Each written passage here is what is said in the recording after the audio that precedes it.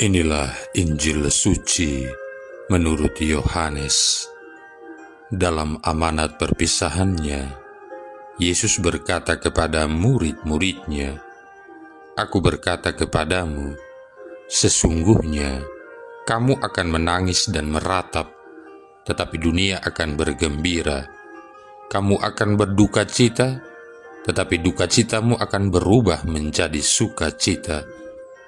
Seorang perempuan berduka cita pada saat ia melahirkan, tetapi sesudah melahirkan anaknya, ia tidak ingat lagi akan penderitaannya, karena kegembiraan bahwa seorang manusia telah dilahirkan ke dunia. Demikian juga kamu sekarang diliputi duka cita, tetapi aku akan melihat kamu lagi, dan hatimu akan bergembira. Dan tidak ada seorang pun yang dapat merampas kegembiraanmu itu daripadamu. Dan pada hari itu, kamu tidak akan menanyakan apa-apa padaku. Demikianlah sabda Tuhan. Saudara-saudari yang terkasih, pernahkah kita menunggu sesuatu sebelum kita diberi, atau sebelum kita mendapatkan apa yang kita mau atau kita nantikan? Saya yakin pasti pernah, entah itu pemberian, entah itu hadiah pada saat kita berulang tahun, Natal, Paskah, atau saat kita berprestasi atau dijanjikan sesuatu oleh orang lain. Bisa juga saat Tuhan mengabulkan doa-doa kita. Ketika kita diberi, tentu kita merasa gembira, merasa senang. Jadi, seberapa besar kegembiraan kita tergantung kepada seberapa lama masa penantian atau masa pengharapan kita. Seperti seorang ibu yang harus melewati masa-masa sulit ketika mengandung janin di dalam rahimnya, dari mual-mual morning sick sampai bayi itu terlahir ke dunia lewat perjuangan hidup dan mati ketika melahirkan sang bayi. Demikian juga dengan murid-murid Yesus, termasuk kita semua para pengikutnya di zaman ini, harus menghadapi tantangan berat, yaitu ditolak, dianiaya, difitnah, dicaci maki, diejek, dijauhi, bahkan mungkin dibunuh. Saudara-saudari yang terkasih, jika demikian, apa arti kegembiraan buat kita? Sebagai anak-anak Allah, kita tahu bahwa Allah tidak menjanjikan hidup yang indah seperti pelangi, tetapi di balik hidup kita yang dipenuhi tantangan dan cobaan ini, tentu Allah sudah menyediakan kegembiraan tersendiri bagi kita. Sehabis hujan, tentu ada pelangi yang indah.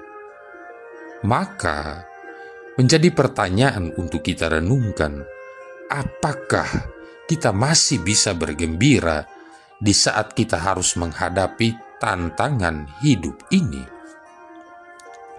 Mungkin ada hal-hal yang membuat kita kesal atau membuat kita tidak sabar di dalam keluarga kita, di tempat kerja, di dalam hidup berkomunitas, di dalam hidup gereja, di masyarakat. Tapi bagaimana kita bisa bertahan dalam menghadapi semuanya itu dan tetap dipenuhi dengan rasa syukur? Itulah kegembiraan yang sejati. Dan kita perlu belajar dari kisah hidup Ayub.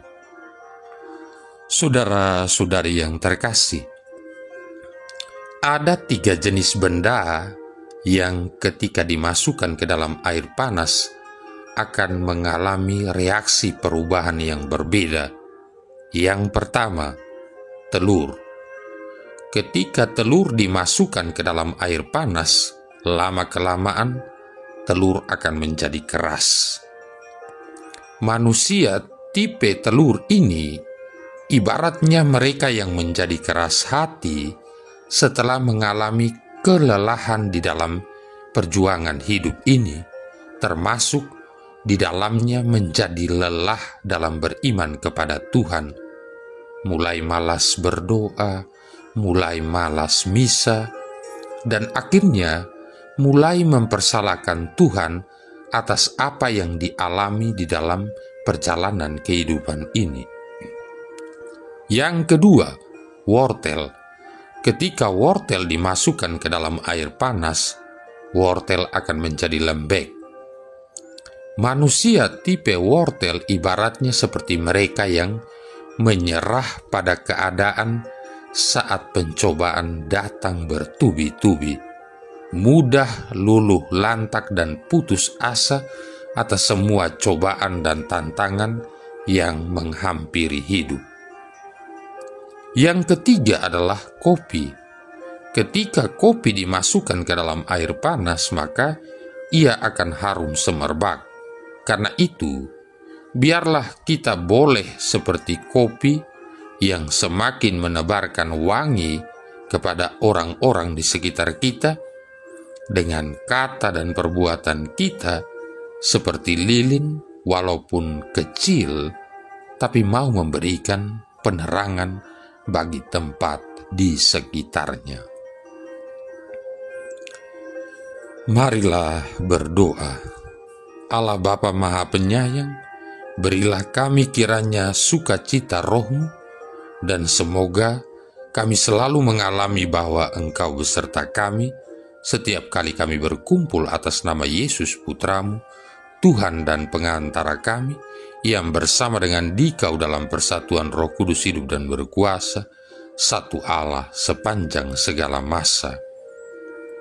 Tuhan memberkati kita sekalian, Bapa, Putra, dan Roh Kudus.